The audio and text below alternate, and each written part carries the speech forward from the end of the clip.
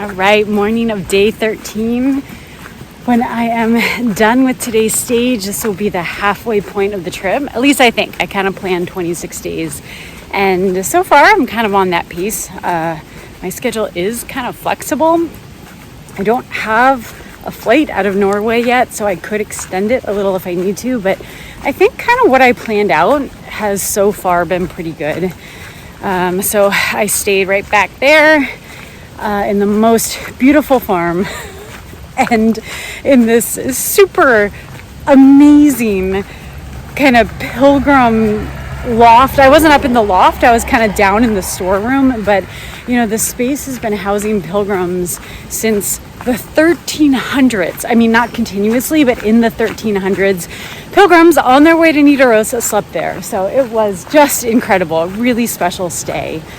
And let's see, this reminds me ever so slightly of the Camino because we had 12 pilgrims staying there last night, and breakfast was at 7:30, and we all had breakfast, and everyone is kind of leaving at the same time. Oh, here's the sign for the place I stayed. I'm gonna stop and take a photo real quick. So yeah, because we all have breakfast at the same time, it means we're kind of leaving at the same time. And as ever, I tried to space myself out, but then I got a little confused because the day is starting with this detour, and I caught up with other pilgrims, and there were two that were staying 5 kilometers back that I just met. And so there's a whole cluster of us, which I should not complain. I just am so used to walking by myself. And that's been such a nice thing about this trek, is that, oh, my days have been so solo. You know, really for the first week, up until Lillehammer, I didn't see any pilgrims during the day. It was like sort of guaranteed that it was just me. Not guaranteed, but it was just me. And so now, you know, the last few days I've been kind of seeing some pilgrims as I walk. And my friend Simon, who I met days ago, he and I have a really similar pace. And we just we're staying at similar spots, and I think we take breaks at similar times. And so for a few days we were kind of flip-flopping each other, taking breaks together. But aside from that, I really hadn't been walking around or seeing many pilgrims during the day. So I know, as ever, things will space out. But it's funny, it just reminds me of the Camino and how so many days there I would try to strategically leave at a certain time so that I could have a little space from the other pilgrims. But overall, I think just being with 11 other pilgrims last night was really fun. And yeah, I keep saying this, but I am really looking forward to the second half of this trip. So that is where we started 2 kilometers ago, but because of the detour, we had to walk all the way down and all the way back up. Oh,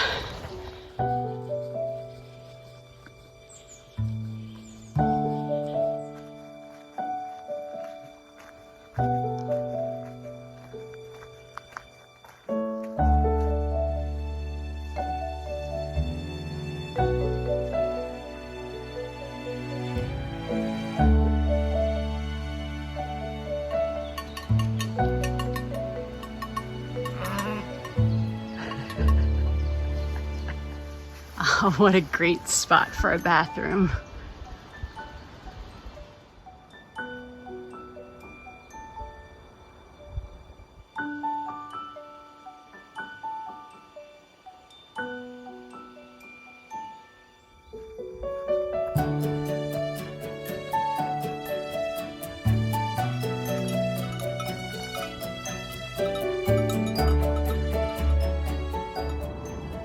Found a bench, and it's the perfect time for a break and a nice little view.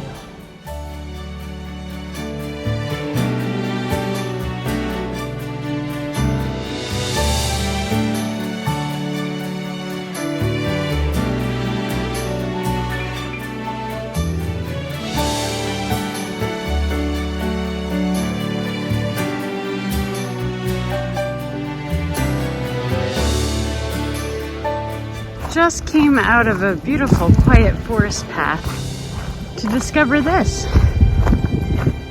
It's not much around, but there is this big yellow giraffe.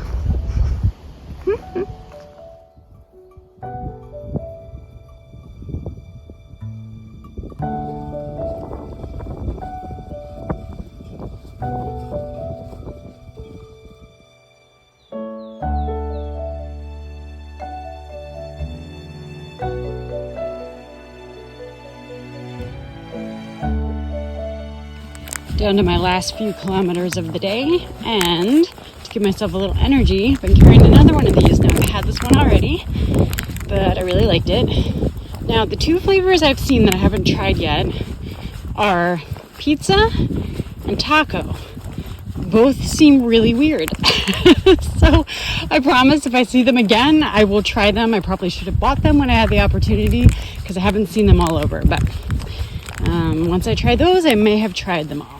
Now, the main path kind of goes a little bit past the town, or in any case, past the campsite where I'm going to be staying. And my guidebook says you go past and then it kind of loops back around. And there is a shortcut, which the guidebook describes as semi-legal.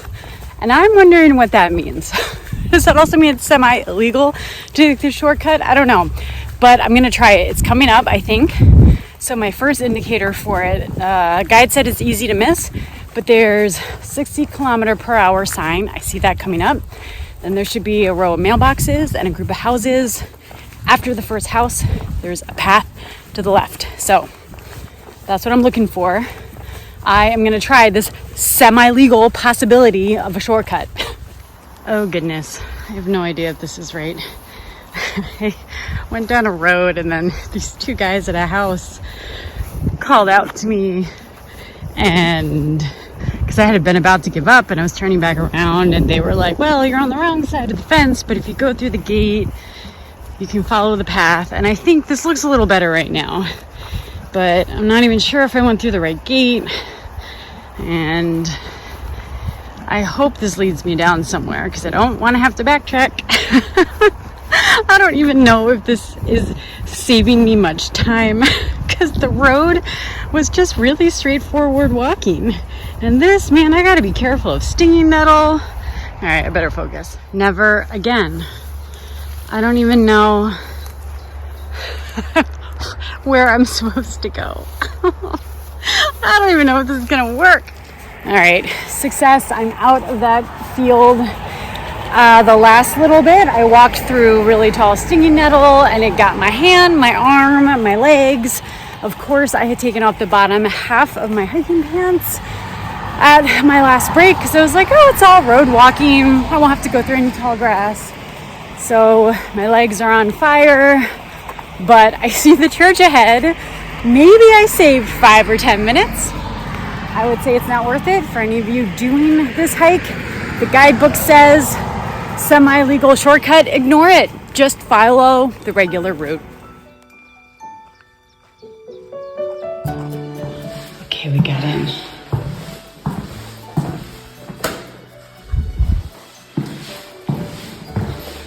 Now I'm just looking for room number 2.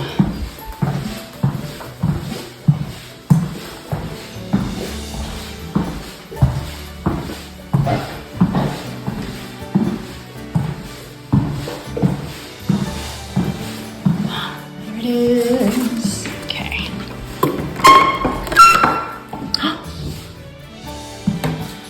Oh, I might get my own little room. I hope it's all mine. It's very perfect.